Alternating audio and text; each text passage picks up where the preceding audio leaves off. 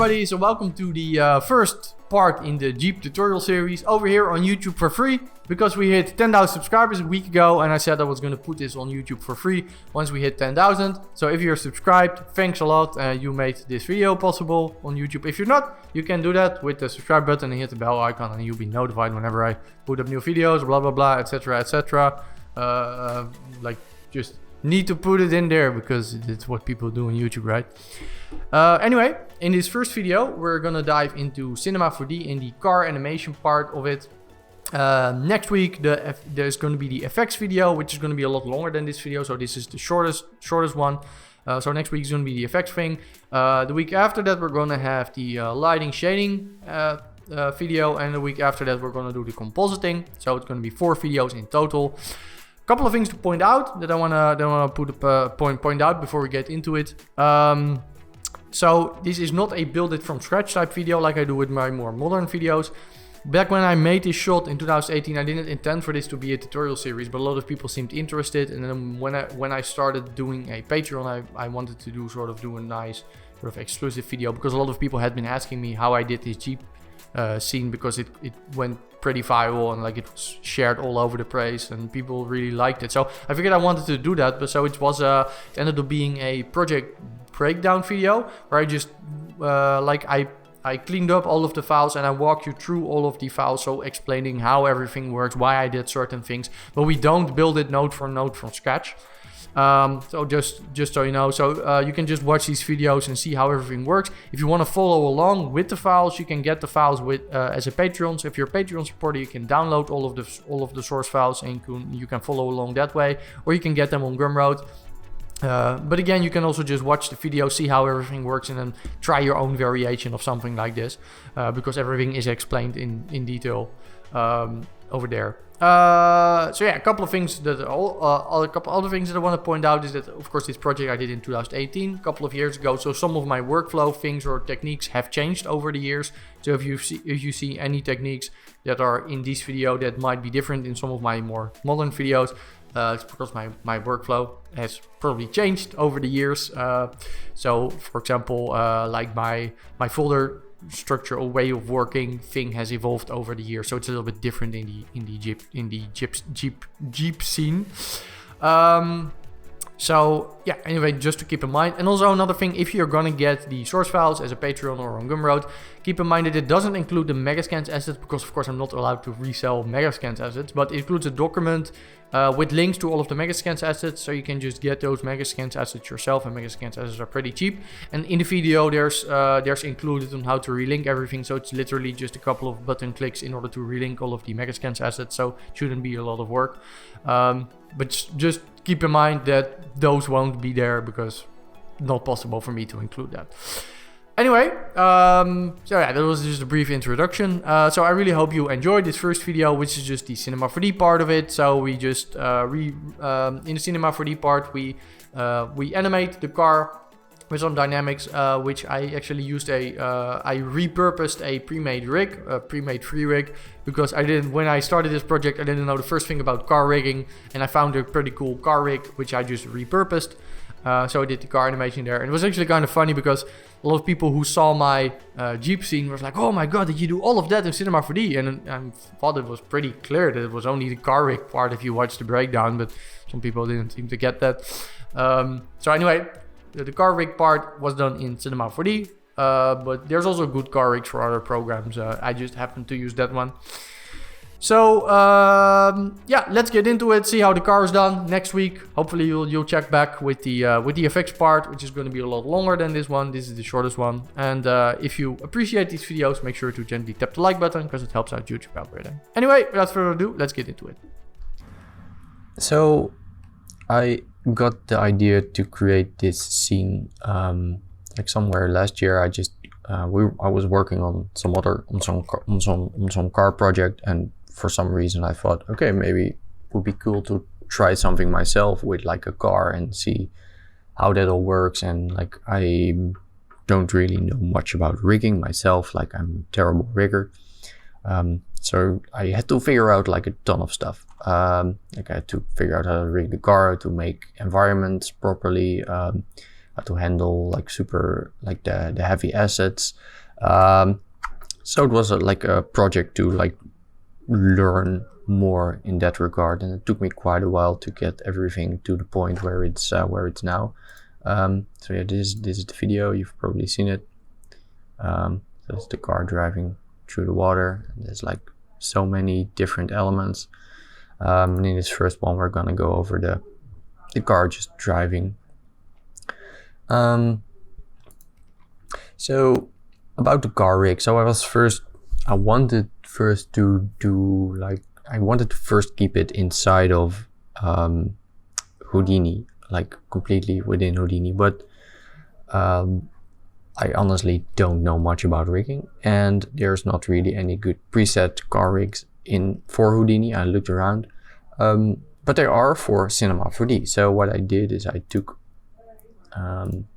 this car rig by what's it called, Matteo Fogiri, and what he did here, he just rigged like this very simple car.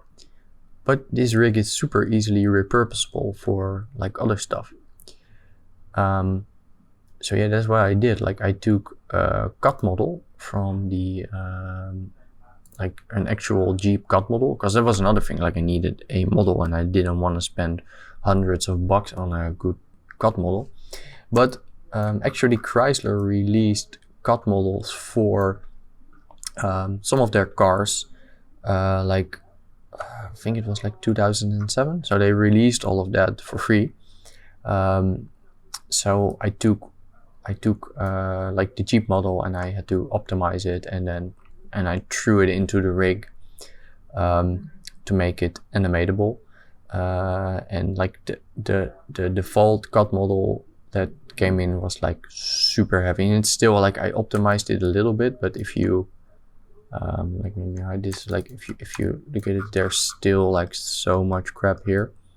And I could have probably like I removed like a lot of the stuff that you don't see, but like I could have optimized it better, but it still rendered fine. But like the car had all of the elements in there, so there was a challenge. But actually Cinema 4D handled it quite okay, and if you like unhide the exterior here, you can see this guy, and I got a lot of feedback from people that well, this guy, well, he sort of looks like me, but like the animation wasn't really that great, which is something I probably should work on next time. But yeah, so before I started doing the whole rigging thing, obviously I had to look at like reference. So I spent like a couple of days like looking at like what kind of shot do I want to create with this whole thing. So I looked at a ton of reference of like Jeeps driving through the mud, because that was the main thing. I just wanted to create a Jeep and I wanted to drive it through the mud. That was a thing. So in the end I came across like this was the main reference for what I made, and it's a little bit different shot. Like my actual shot goes much deeper through the water.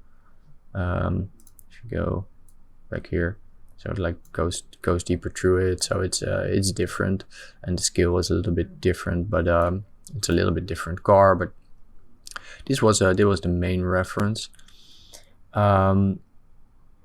Also, this is where I tracked this. This is where I got the camera move from as well. So I wrote out this part and I tracked the camera move, which is, maybe if you can see it, like let me play through this.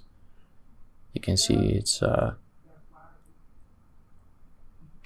if I play through this, it's the same. It's the same camera move.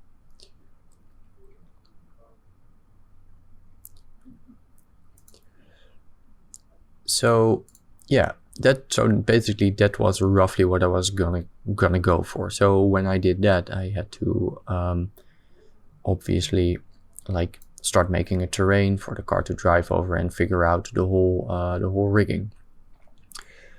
All right, so when I had the model from the free CGI learning toolkit that Chrysler put out back in 2007. and I had to rig this. So as again, like I took this rig, so I downloaded it. Let me go to the file that you get when you download. So this is basically it. So he just has like a pretty simple car rig things. Let me grab the main controls, and you can see if you move it, then it starts driving, and then let's hide all this stuff. So then when you just move it around, like he did a super cool job on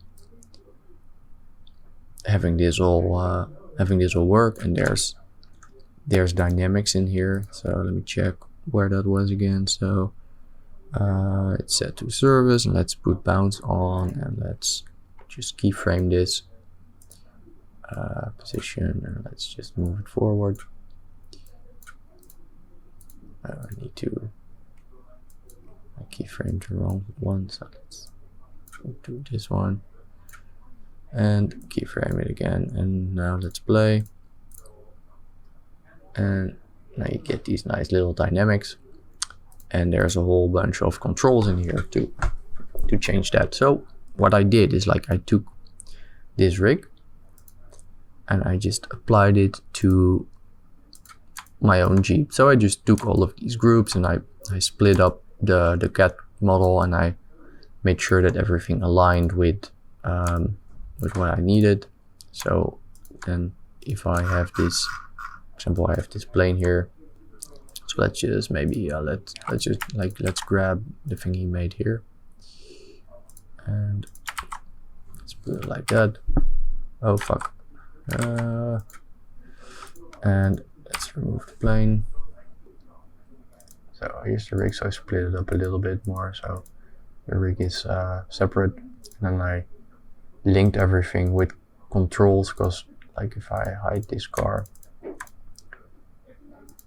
like I have a proxy geometry here, which was just faster to work with. So this is proxy geometry, and then the actual car is linked with like these tags, so constraint tags. So the real geometry moves with the proxy geometry that way, so it's just faster to work with. So let's just hide the proxy geometry again, and let's go into the rig, the user data, and let's throw the surface in there, and let's put clamp on, and let's put bounce on, and let's unhide the car, and let's just key this. So let's see what's gonna happen. Let's just move forward, and keyframe it, and you can see it start bouncing.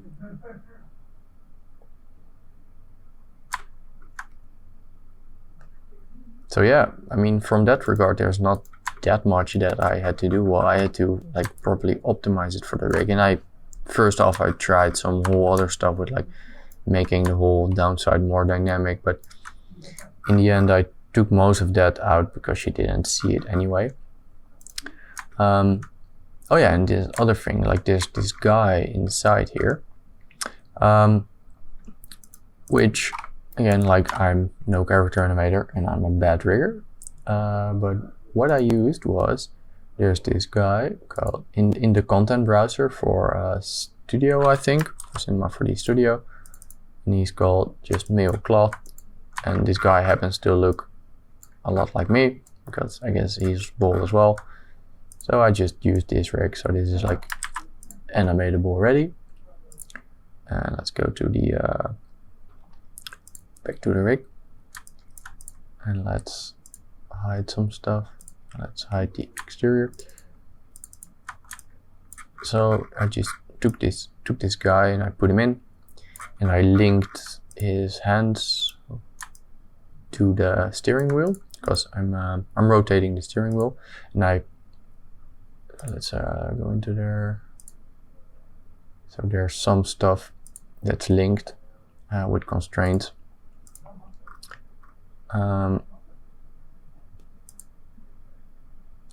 So I just linked some stuff together so it would move with the steering wheel, so I could just like rotate the steering wheel, and I like I can rotate his head a little bit. And now it's auto-saving, which takes a while. So 1 second. But yeah, so I just put him in, I linked all of that up. And I could have done a better job in like animating the character itself and like bouncing more with the car, but I guess that's something for next time. So let's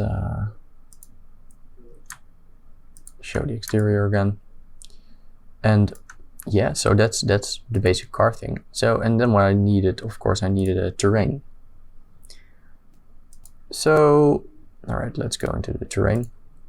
So yeah, what I did is I have a pretty basic like shape, just a grid, and I sort of sculpted this into place to get to the look that I want. And I have the camera in here, so I can see what's happening. And it's not the exact same type of terrain as the reference, but it's like somewhat similar. And I have a water reference for where the water was going to be. So I just sculpted this with like the sculpting tools. You can like do stuff like that. So then I had that thing, and then I had the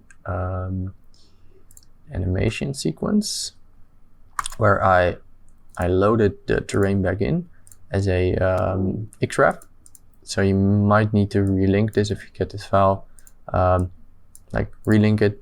And then what I could do is I could take the car, or is it rig,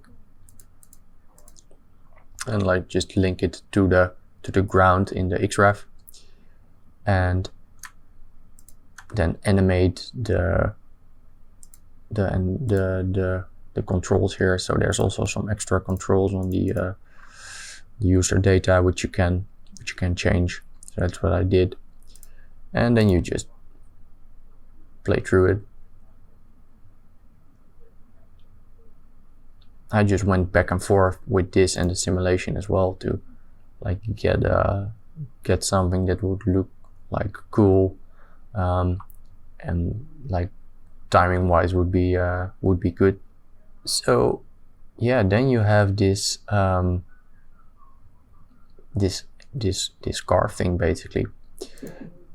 So now obviously you have the Cinema 3D part and you need to go through Houdini, and that's what I used Alembic for. Alright, so now that we got all of the animation done, we need to export this to Houdini to do all of the simulations and stuff, and the shading and everything else.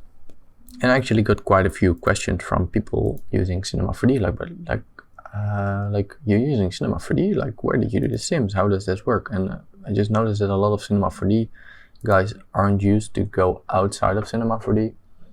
While in a visual effects pipeline, that's what you do all of the time. You switch back and forth between applications, like you use another program to model and another program to shade.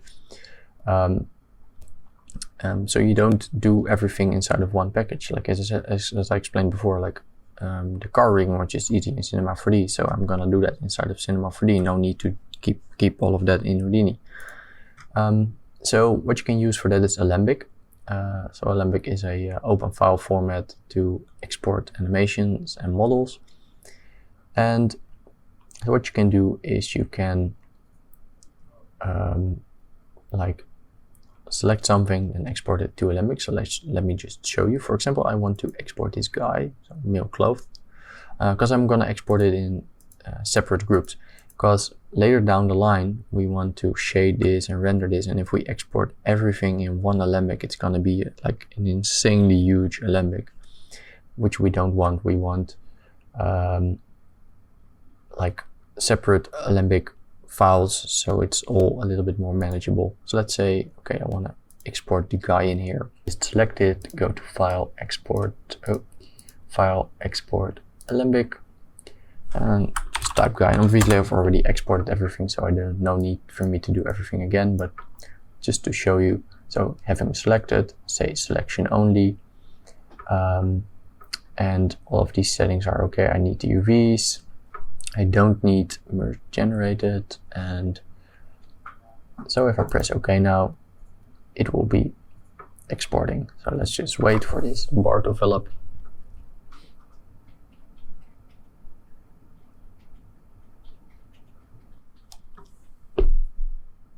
Alright, so now that's exported. Let's open it up.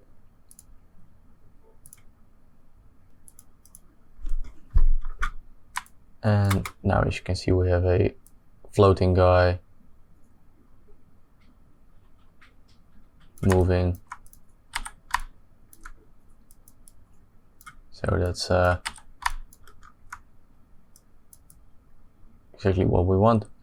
So just do this for every single part of the animation, and then you basically have all of your animation good to go. And with that concludes the Cinema 4D section from this, so the first part for the most part.